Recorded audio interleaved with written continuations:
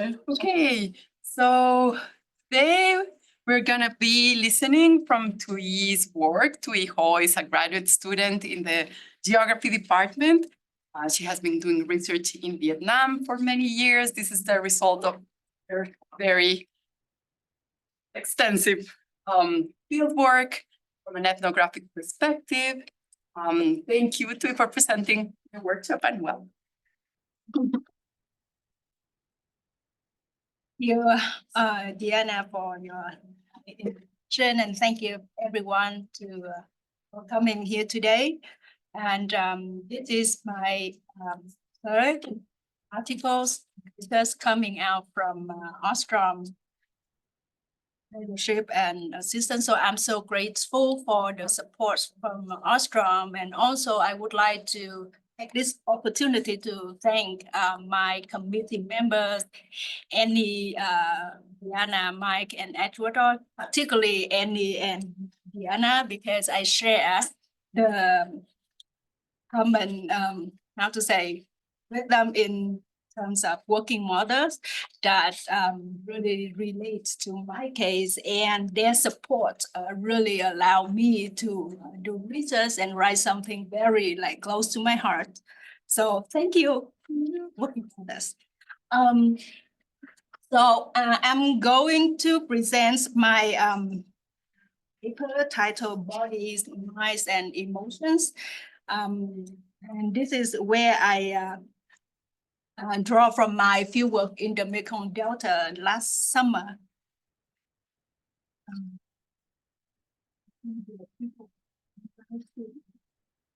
Joining yet? Okay, should I start? Social reproduction has long been cast for women's role, from birthing, tendering family members, and sustaining household and building the communities. Although referencing socialism in its constitution, Vietnam has engaged with the global market economy that aims for exports. The country's social reproduction conditions are similar to those shaped by the capitalist economy. And through its socio-economic development policies, the Vietnamese government has historically placed a double burden on women, urging women to master the same public aspect as men while still maintaining their roles of household and child rearing in the domestic space.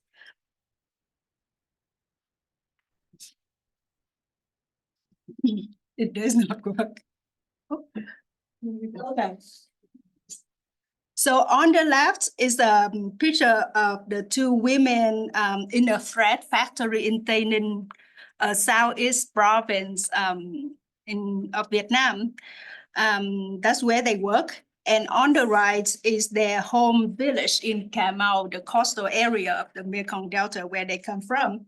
This village has 49 households, 30 of which had young adults move away for job, and only the elderly and children are staying.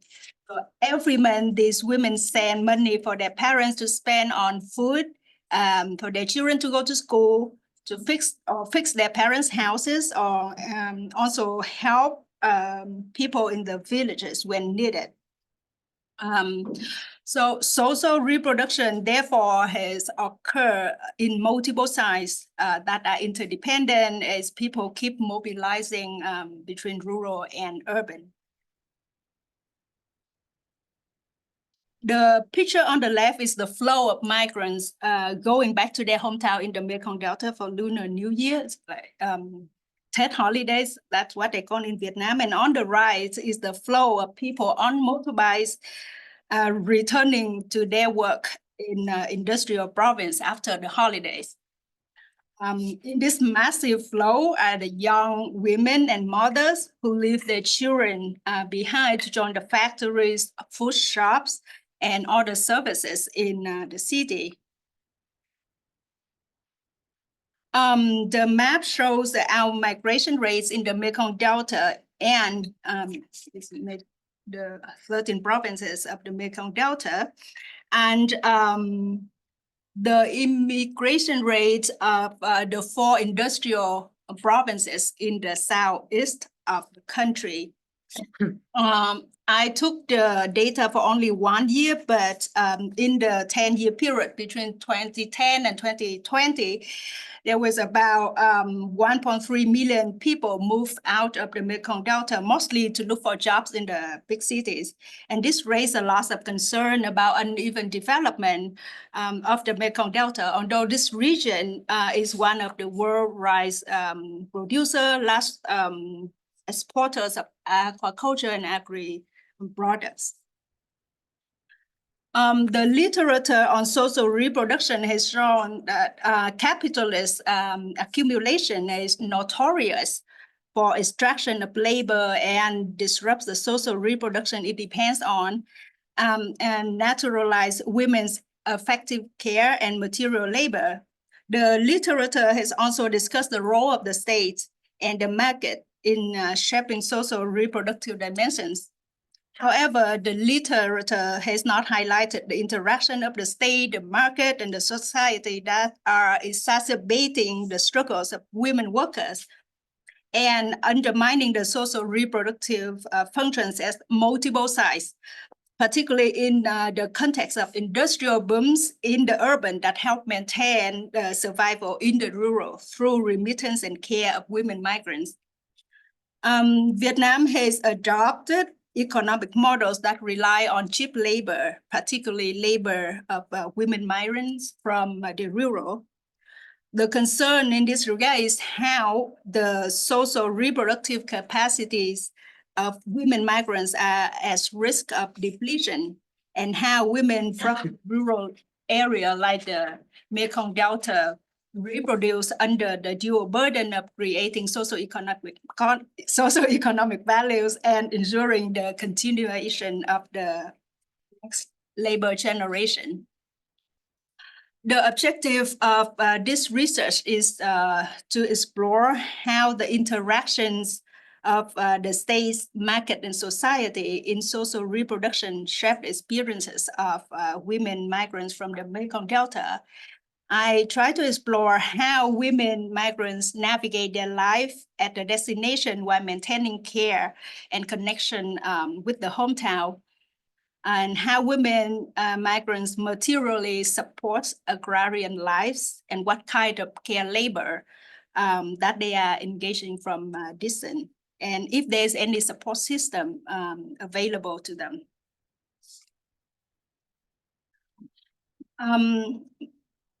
I employ the feminist economic geography approach to answer those questions. Firstly, I adopt the concept of vagabond capitalism for grounded by Cindy Cars to understand the capitalist economy, how the capitalist economy creates the precarious, unsettled employment conditions and struggles for women migrants.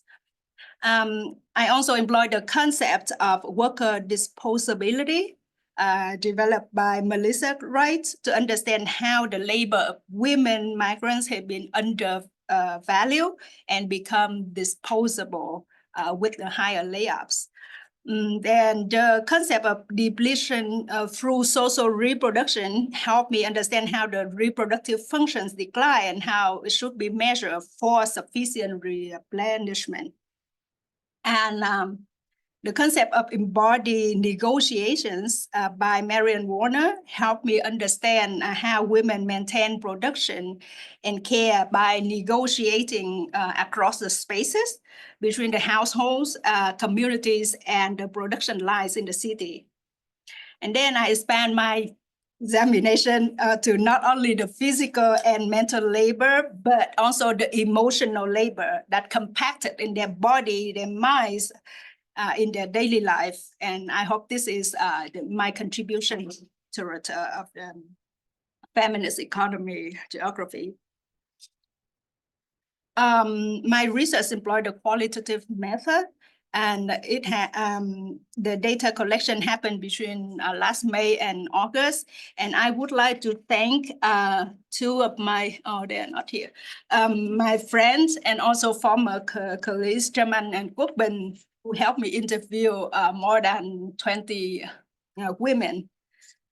So the women we interviewed came from 2 urban sites in the Southwest. I also went to the 2 provinces in the Mekong Delta, the coastal areas, just try to understand the different dimensions and why they migrated and how they connect and how they how to navigate care for the communities. And I also came to one workshop, a clothing workshop in Ho Chi Minh City, to observe how the conditions and how women are working under those conditions. So these are the 2 study sites that I went in the Mekong Delta. Okay, so this is a quote from a migrant. The precarious life in the city was similar among migrants, and they work between 11 to 13 hours per day or overnight if they have more orders required by their employers. And many of them consider their lives in cities unsettled and temporary because of low wage and precarious conditions. And they don't see the city as their home. So this is the picture of one of the clothing workshops on the outskirts of Ho Chi Minh City that I visited. This workshop assembles products for clothing line. There was one male supervisor and about 30 women working in this workshop, and most of them came from the Mekong Delta. Workers have around like half an hour to 1 hour for a lunch break.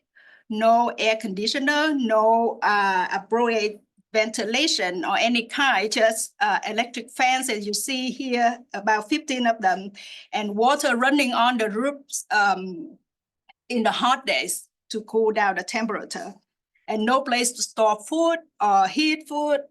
They often try to eat lunch quickly so they can take a nap on this bench or on the floor before the next shift. No labor contracts in these workshops, therefore no insurance, no benefits. And after finishing their work in the late afternoon, some women move to other places like restaurants to clean dishes for additional income. The turnover of at the workshops like this is around 50%. Women come and leave because of low wage and the absence of security for their job. There was no affordable childcare available in the factories, the big factories that we saw earlier, or around these workshops. Also, they had to work long hours and night shifts, which makes it hard for them to have their young children with them. So most of migrant mothers rely on the help or support of their grandparents and the self-help groups in the village. The rushing and stressful work life also did not allow migrants to have time to socialize. Many of them experienced loneliness, isolation, and sometimes depression for financial pressures and for being away from their loved ones. For me, these struggles were the outcomes of the alienation created by the capitalist economy. No support system were available for women migrants to get help with physical and mental struggles that they were having. But besides sending money home, women navigated the different spaces between the factories, the hometowns, and utilized the social media platforms to maintain the familial and social connections. They make video calls to their loved ones via Zalo, which is an app developed by a Vietnamese company and widely used there, or through Facebook Messenger. And they also manage time to travel long distance for home visits, particularly when their family members or their children are sick, and for other obligations if they could not skip. So this is where I see the compact of the physical, mental, and emotional labor in the body of the women migrants to function social reproduction. The limited access to education that made women become low-skilled labor, low-skilled workers, and unable to pursue better jobs and lives either in their hometowns or in cities. School attendance in the Mekong Delta depended on the family's financial conditions, perceptions of future prospect from education. So why do you need to go to school? Can you find a good job if you go to school or not? School locations and transportation to schools also constraints for the students there, and also the gender differentiation. The public schools were not free of charge from the secondary level and above, only for the elementary level in Vietnam. For families with financial hardship, which is true to many rural families in the Mekong Delta, education or higher education was often prioritized for sons, not for daughters, because daughters were seen growing up, getting married, giving birth, taking care of the family and stay at home. And most interviewed women drop out in the middle after the elementary school, and some could make to grade 9 or grade 10. So that's why they become like low skill worker in the urban. I would like to give you some visual about why the physical condition, the school location and transport to school in the Mekong Delta becomes so hard back then and still now. So the Mekong Delta is a dense river system. As you see here, and people transport. This is the major means of transportation in the Mekong Delta. People travel on boats.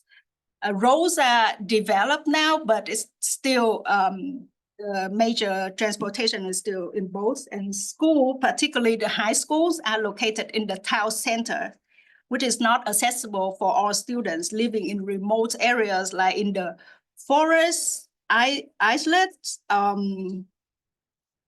far away from the highway. So this is the area where I visited last summer. This is close up. So this is already better when some roads were built, but 10, 15, 20 years ago, when roads were not developed, it's really hard for family to take their student to school, which is here, the town center. And some families who have financial condition can hire a boarding house and have mothers staying there to take care of their children when they go to school, but not always that condition for all other rural or remote family that have financial hardship. And also in the high tidal time, children cannot go to school. And this kind of constraint that discourage students or families to get their children to go to school, and the state's inadequate responsibility for affordable education, in this case, school fees, and physical distribution of schools interacts with the gender norms on education, make women have no better choice than joining the production lines in the city. And of course, they don't have or have very limited opportunities to advance their skills.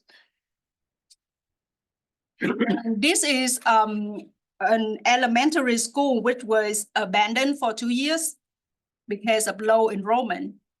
And this is like, I don't know how to call this in English, but like viscous circles, like low enrollment.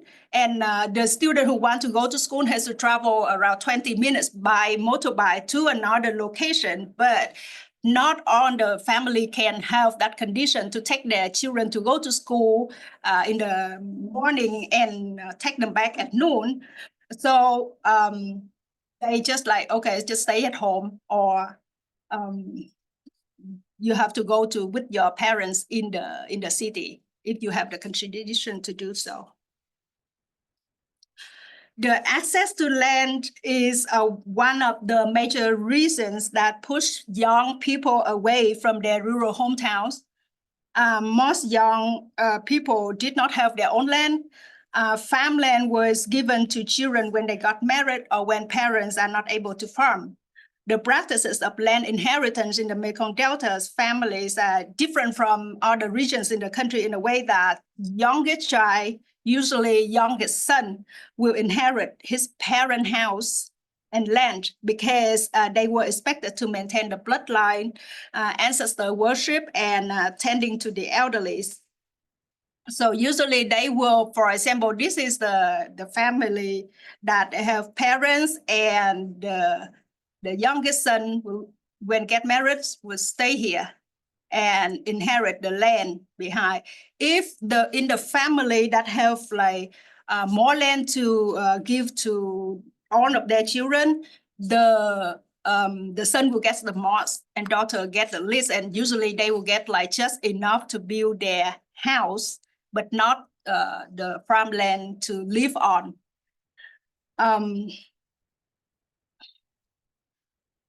To me, this is another type of alienation process that occurs in the agrarian society.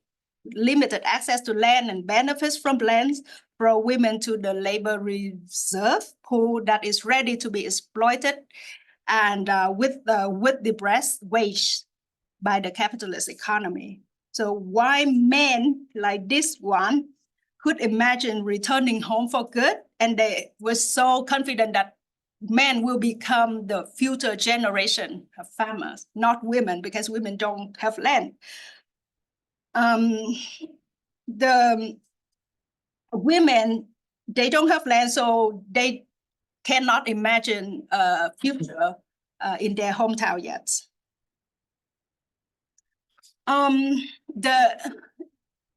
My argument in this research is that the gender expectations in patriarchal structures of privilege interacting with the inadequate state policy and welfare support system and the capitalist economy have shifted the responsibilities of social reproduction on women and deepened their ongoing struggles in configuring the dual burden of social reproduction. The conditions of the vagabond capitalism, including the precarious employment, livelihood insecurity in both rural and urban areas, have similar ways a child rearing, education, and building family ties and social cohesion, and these need to be recognized. Economic growth under capitalist model that Vietnam is adopting relies on cheap labor and cheap migrant labor in the urban that sustains the rural through the remittance and care from distance. Such a social reproduction process shaped by the interplays of the state, the market, and the society is happening in a way that is depleting women's physical, mental, and emotional labor. The question is what lies ahead of the country in the long run, particularly when the country anticipates an aging population.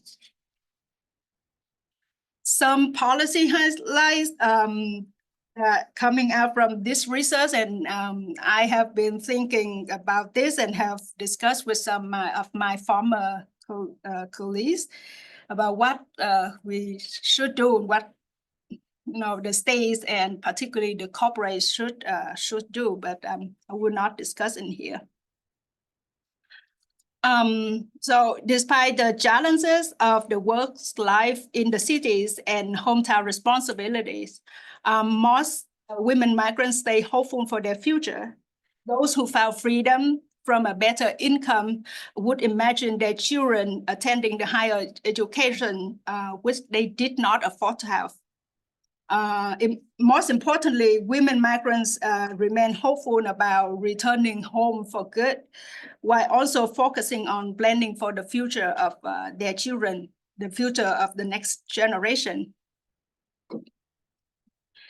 There's a Vietnamese saying that falling leaves will return to the roots.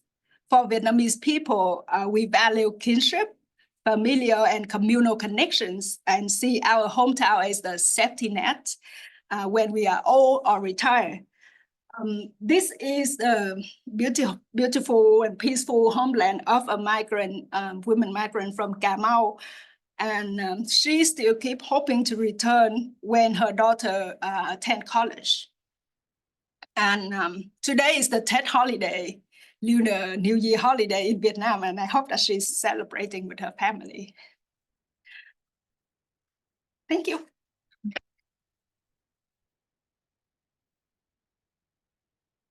So much, Thuy, for sharing your work. You did very well with time, so maybe we can go back to the policy implications or other things that you that if you want to explain more, let's open the floor for questions, comments. Students first. Yes, thank you, Bernie. I've been told that that is the tradition, so I'm respecting the tradition here. I don't usually do, but this one, I'm sticking with it.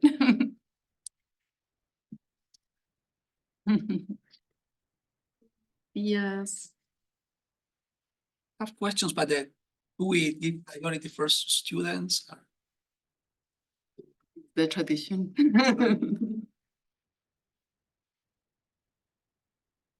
Yeah, I don't know why people on the Weren't able to join?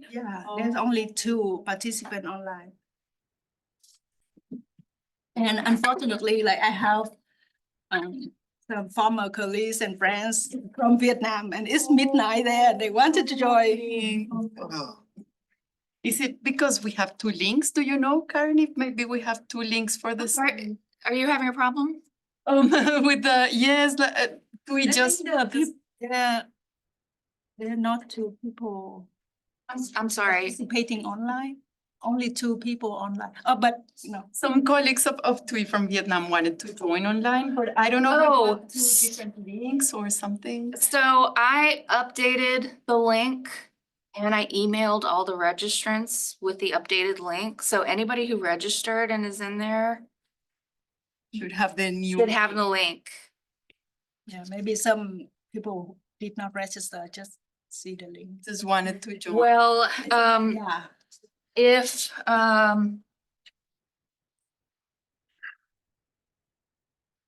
think we should go back to the question. Should I? Oh, Yes. okay. So so I was a little bit confused, and then probably you can easily clarify this about so migration patterns with household patterns, etc. And let me try to briefly explain what's my confusion. So if you're talking about these women migrating to the cities, so are we talking about married or single women? So I assume that most of the ones that have kids, they are married, or they are, well, there is some kind of potentially that could be a possibility. If that's the case, where is the father slash husband staying in the rural area, or is also in the city?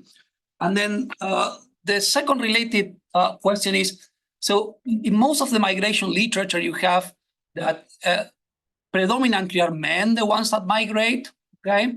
So with these huge migration flows from rural areas to urban areas, I would be highly shocked that the majority are women. So I could be expecting more or less that this is the migration pattern is most of the men from these rural areas left. So there is a kind of a surplus of women in rural areas. So they cannot get married with guys that stayed there. So then they end up also migrate. That's another force that pushed them to leave, because if your only option within the rural areas is to get married because you don't have access to land and there are no guys to get married, so then you migrate too. But that essentially, maybe that's not what is going on. But that was what I made in my mind as a kind of a potential consistent story. Okay, and I don't know if there is data available to corroborate this story or maybe not. Yeah, thank you for that questions. And yeah, I'm sorry that the time is limited, so I did not focus on the pattern of the migrants. So I did interview both men and women, but I'm majorly like women because I want to see because women were the focus of my interest for sure. So 55 migrants, 30 women and 22 men that I interviewed. There were married women, single women, divorced at home, and when they migrated together to the city, after some time they divorced or separated. And so this is like a mix, and I did not focus on that because that will be like a long another story that focus why the marriage are broken there in the urban, but not in the rural. And it's not because the women in the Mekong Delta cannot marry to men because men were migrating. Both men and women migrated because they don't have jobs. They don't have land, and the job in the rural areas, so low pay or scarce job is mechanization in some rice intensive place, and dispossession and development by development projects in some areas. So that is like another whole story to discuss about that. So I think that can hope to help clarify your confusion about the marital status and the migration patterns. Yeah. Thank you, Thuy, for your presentation. It's really wonderful to learn more about what you're doing. I really appreciated how you brought your kind of theoretical concepts, right, in the beginning, depletion through social reproduction, the vagabond capitalism, embodied negotiations. I had two kind of just wonderings or questions that I would be curious to hear you talk more about. One is if you could say a little bit more about the role of the remittance that these women are sending, because I think that's such an important connection, right? And how they are migrating because they don't have jobs or don't have, so so supporting for themselves, but also kind of providing the means through which their families, the ones that are staying, can survive as well in those realities, right? And I wonder if one of the ways that you can think about that is through this idea of in-betweenness or liminality. I don't know if you thought about that, as there's a whole literature on that talk about liminality, which is this concept of being in between, right? So in between urban rural, in between jobs, or in between kind of I don't know, I think there are a lot of in-betweenness and how that brings a lot of insecurity and precarity, right? All of these things that you're mentioning and bringing. So thank you. Thank you. Yeah, that is very important to talk more about the roles of remittance in here. And again, I cannot, could not talk more about that in regarding the times, but the remittance sent home, firstly for the support to their direct family, including parents and children. So they spend about 2/3 of their income in the city back home. And if a couple in the that work in the city, it would be better for them when they just like, okay, one person send on the income back home and the other would take care of the expenses in the city. And the remittance sent home, not only for their direct families, but also and also help to fix the houses and help the people in the village. Like you see in this village, the roads here has not been fully developed like for 10 years already. And the people they're saying the roads were developed by segments. So from this to this, what do you call distance, were built by the local government, and some will be from collectively from the villages. And the remittance were in here. And the remittance also help like particularly for women who married to more like and high income. They will send money home, and whenever they visit the home, they buy rice and gifts and money for the people in needed in the family. And that's how the remittance goes. And in the between, yes, I was thinking about that because myself as a migrant since I was 7, I was thinking about that too. They did not feel settled here. And they cannot sustain the life here. And they going back home like every Tet holidays for sure. And when they have time off, and usually based on the law in Vietnam, the workers have 12 days off. And they take advantage of the days off to go back home and go back and forth. And those in between, I was thinking in terms of the spaces that they create. Sometimes they will have their parents and children to come and visit them in the city, and they show their family how the life in the city, enjoy for 1-2 days, and they go back. And in this coastal area, they send the fish products, the fresh and cheap and safe one. They consider that to help here. So that is a kind of like connection and the in between the security, insecurity, and also tried how to build the space between the two sides, which I think, like you say, there's still like the whole literature about that. And I really would like to explore. Is it urban, peri-urban space, or I don't know. But yeah, I will have to explore.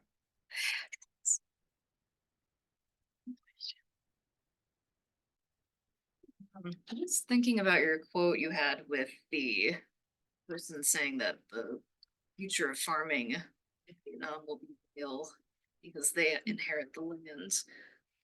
But it also sounds like a lot of men are going into the city as well to do work.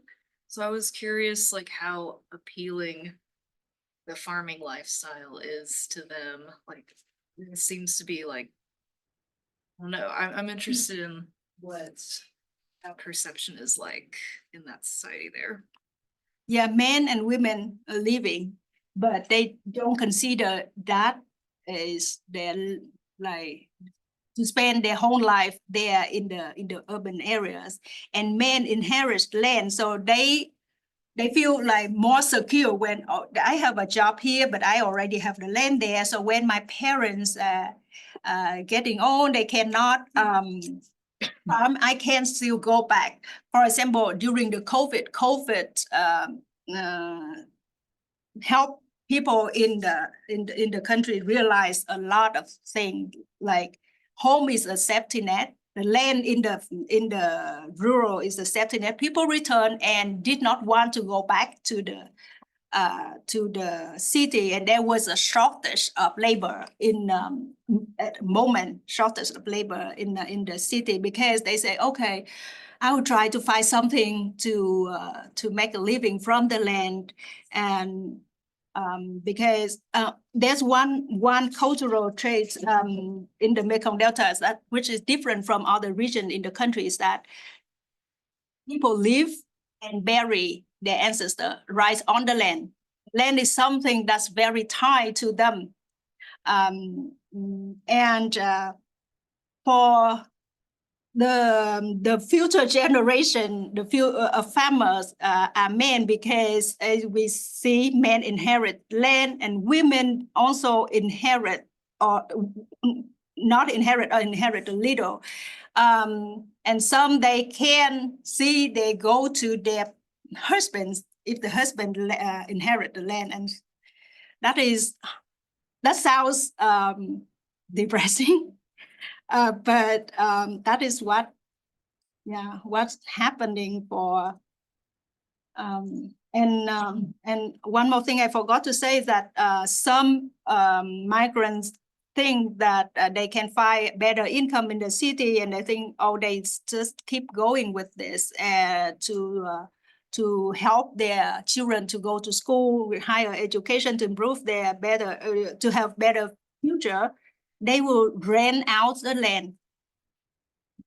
They rent out the land, and there was one area in not in Cà Mau. It was in An Giang, where there's so many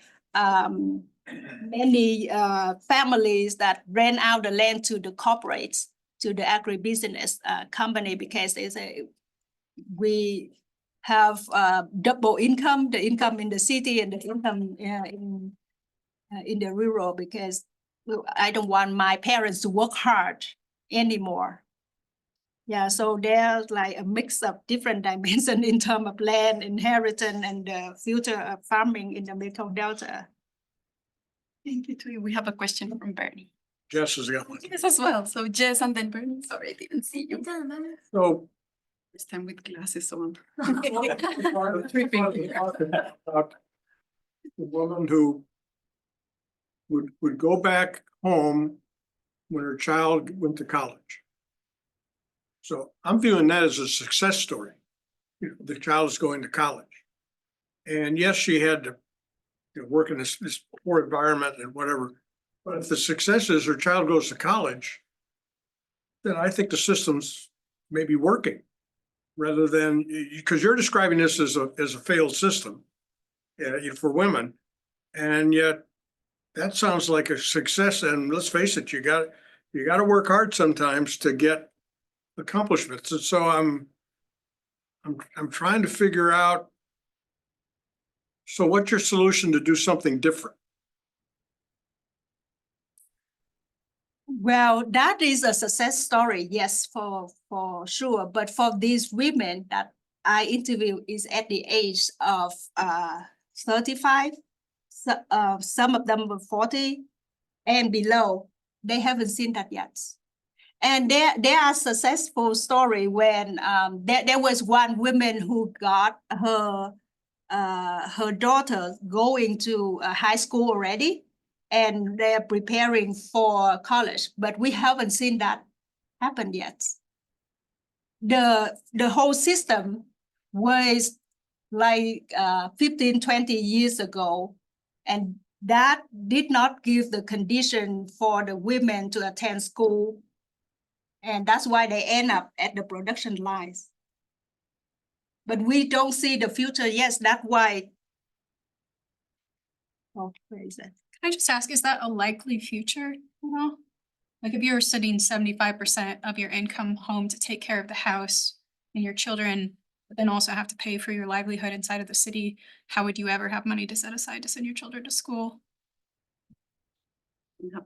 Can you repeat the legal question? I didn't. I just was wondering if this could ever be a success story, or if that's just an aspiration or something that you have to tell yourself to get through the conditions that you're in, is that this is for someone else's future whom you care about. But if you have no capacity to make that an actualize it, could it ever be considered a success story?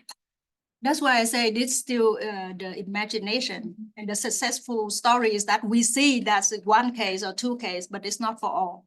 I don't have the answer for like what lies ahead if we continue in like this.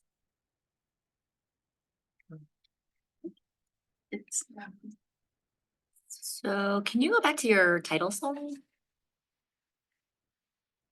Embody. Yeah, so I had a couple of questions here. I sort of the title slide is really sort of engaging and interesting in terms of what we expect to sort of talk about. And then you have this really interesting and detailed story about how the relationship between migration, limited land tenure, particularly for women, right? And sort of reproduction of those relationships. I heard less about the actual bodies, minds, and emotions component. And I would love to hear you talk more. I'm sure that this came out in your conversations in your interviews. So I would love to hear much more about that and how you're thinking about it in the context of these broader, huge systemic ideas like extractive capitalism. That's the first question. The second sort of relates to that, which is that in the Q&A, you mentioned something about the extent to which, particularly in this region, people are expected to be buried on their land, and that is sort of a really strong cultural tie here.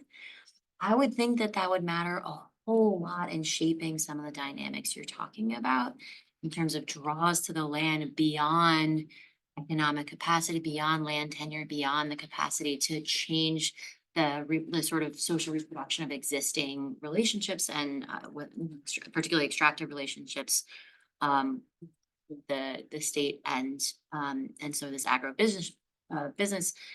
It's a really strong cultural dimension that kind of in some ways sits outside of a lot of this economic exploitation you're talking about. And so I'm curious if or how you're thinking about the consequences of that particular cultural practice within this broader system that you described of movement of labor, of sort of a lot of this burden falling onto women in this region. Thank you. Yeah, the second question is like harder, but opportunities to think forward. Yes, I did not talk much about like what I wrote here in the title. It's totally normal. Like also like when you're working through something, right? You have aspirational titles and then you get to where you get to. That's fine. So that's normal. I just want to hear how you're thinking about it. Yeah, because when I read the literature about the social reproduction and a lot talking about the physical and little mental labor exploitation, but here the women, particularly women, because when I interview men too, that did not show a lot as from women, the emotions that they many of them have to like. As I quickly mentioned earlier, they experience loneliness, depression, they hold, and in order to show that they are positive, their life here is okay, and they try to build a bond and make the connection with their children. And some of them were trying to how to educate their children because they were not satisfied with the way that parents or parents-in-law educate children at home, and they had to navigate through emails and phone calls in order to make that happen. And those go through different emotions. Yeah, that I did not have the opportunity to talk here. Your second question or suggestion, which is really helpful. And I was thinking about that, but within this scope of the paper, I did not have the opportunity to go through. But there's one thing that because of the tie to the land and the cultural tie to the land in the Mekong Delta that somehow help in the movement of like how to say like dispossession happened in the Mekong Delta because the government tried to encourage the large-scale farm model, for example, and they try to ask people to merge land or trade land, and some people who have like little money, financial capacity, they will be like trade the land and go away. But because they tie to their lands and they help that, how to say, not fail, that idea to fail, but the practice of that, the policy is, was hard to happen because they were like, my, how to say, the tomb, the graveyard of my ancestors is here. I cannot live far away from it. I cannot trade my ancestor tombs to others. And yeah, things like that. But honestly speaking, I don't know which way to go. Yes. So Natasha and then Annie. How was the order?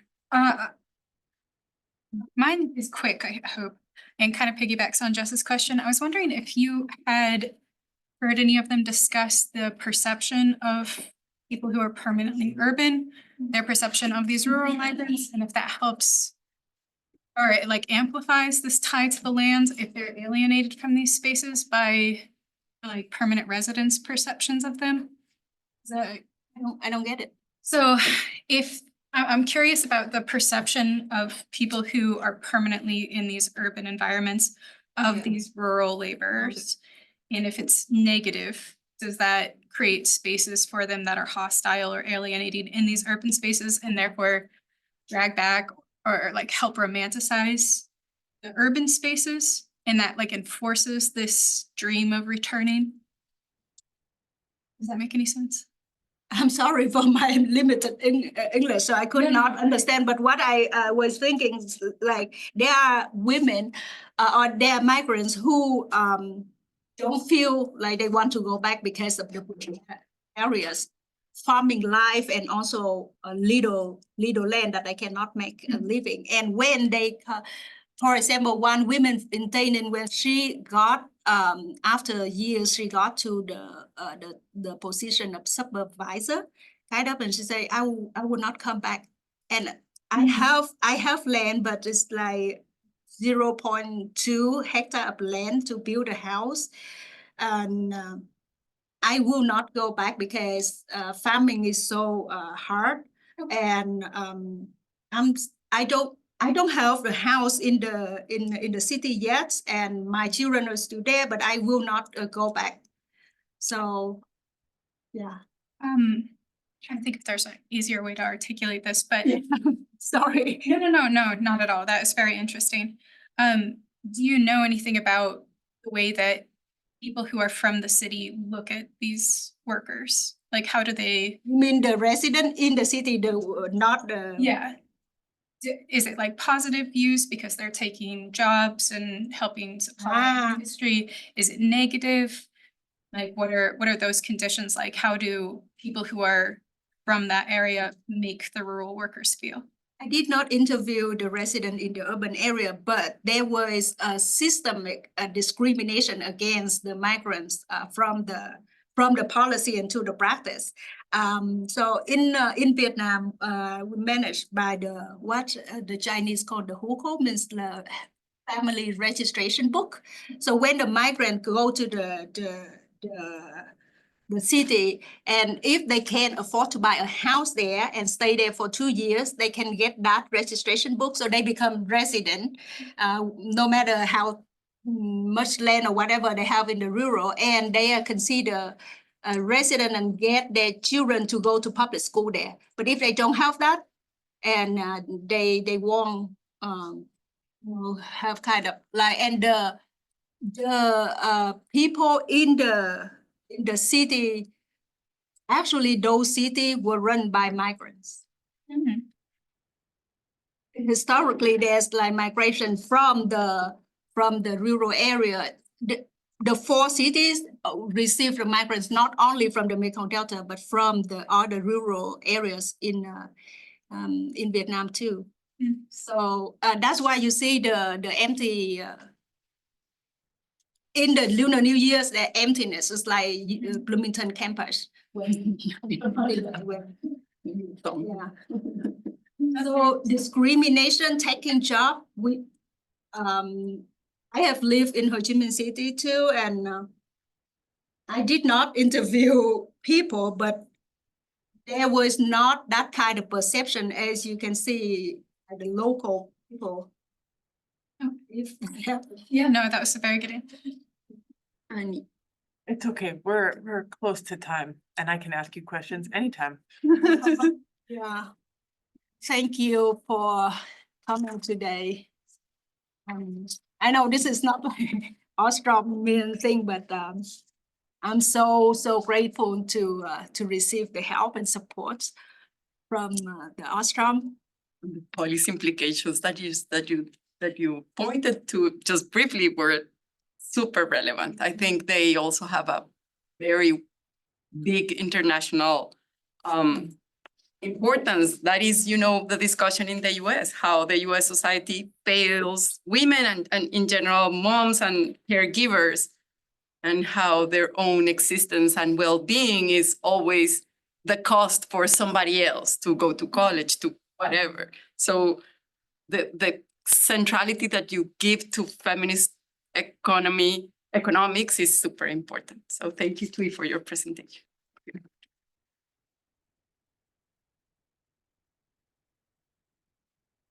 I know, this is always present.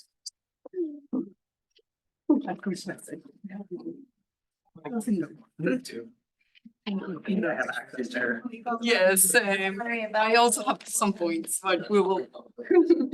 So sad because some of them was like, "Nah, but we're still waiting." And we take note that some of them- I'm not all the way back. Yeah, I have a call with, there will be 2 minutes and then I'm gonna, Go forth and prosper. It's not easy. Okay, Luisa. Okay, I saw HLS, I was like. Oh, really? Yeah. You control I'm everything. waiting.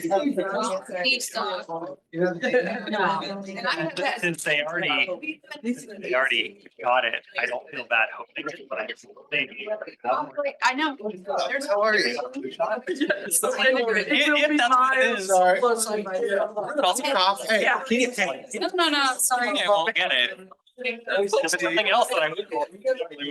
You know, it was how it is at least, you know, then I would be dignity, but when it reaches out, it's like No, I know. miserable. Not here.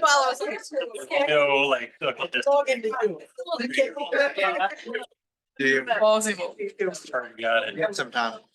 Lately, it's become the geography department. It's an annex for geography. It's great. well, maybe this week. We're doing our best. Yeah. I mean, like, between last week and this week, Uh-huh. it really has been pretty good. That's great. You guys Invading you guys are. invasive species. Call with Marian. Next thing we're eating. Say that to you. Congratulations. It's Marian? Carter on the phone. Oh, she's on the phone, okay. Maybe. Bye. Thank you. We transport the cookies, then we take them to the other room. I got one. If anybody wants to Yeah, grab go cookies, on. yes. I will take a cookie. We have Boy. we have usually a meeting after these, so we usually just. So if you need resources, Yes. that's what I teach graduate students to do. Nice to see you. Redirecting. See you on these. Are you having a? That's, yeah. Imagine. Oh, yeah. We're coming out of the woodwork now, talking. That's really good. Uh-huh. They're all Darius. I bet you're fucking afraid. Like why women. So it's honestly pretty. I would love to talk more. Yes, that is some trackle responses. And There's some. also have capacity like, yes, this is, you know, Yeah, the cows will come home. economics, this is a question about care. It's about paying attention to things that we think are not important. That's part of what I do. Wondering also about the first question. You're not. Organized crime. Yeah. Coming or sending you this, please put me on. No.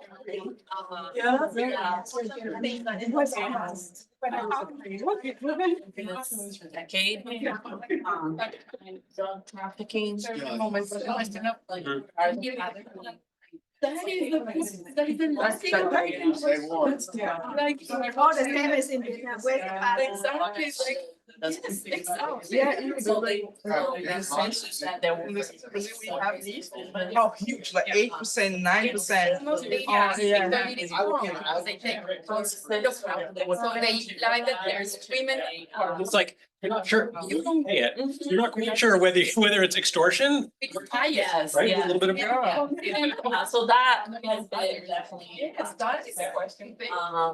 But now there's.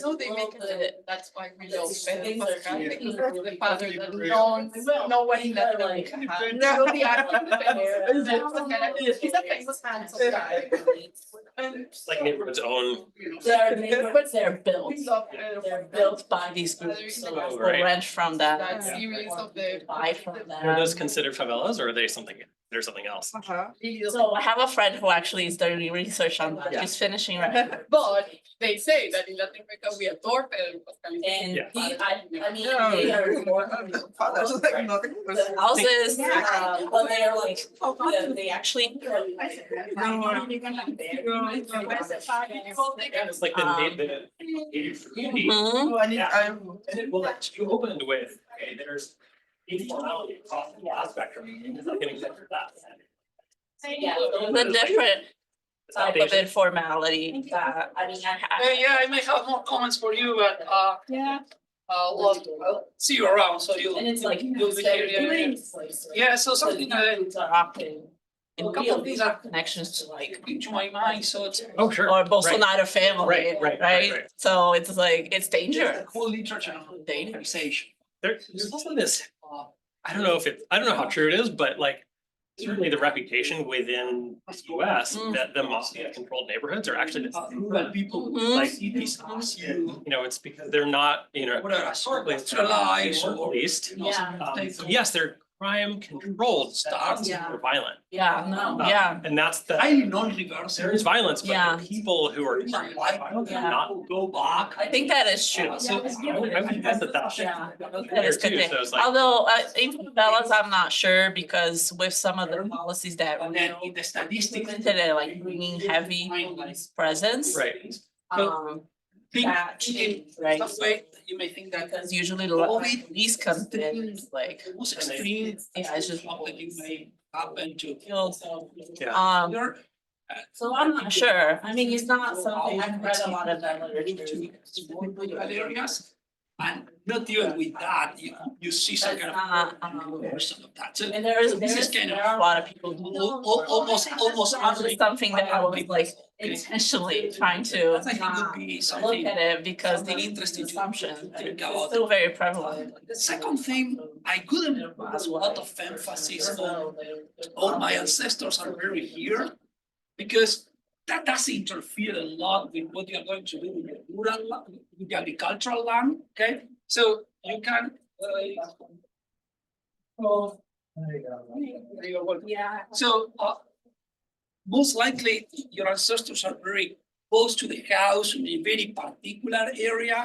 So all you need to reach an agreement is whoever is going to work the land, either this big corporation or another neighbor that decides to stay, whoever is, that they keep those things untouched and they give you access to that when you want to go and whatever you want. So that probably has almost zero interference with you leasing the land or doing whatever you want with the land. So in that sense, I think this process in which land so is either consolidated in the sense that people sell their land to other people, or even if they don't sell, they are essentially leasing the land.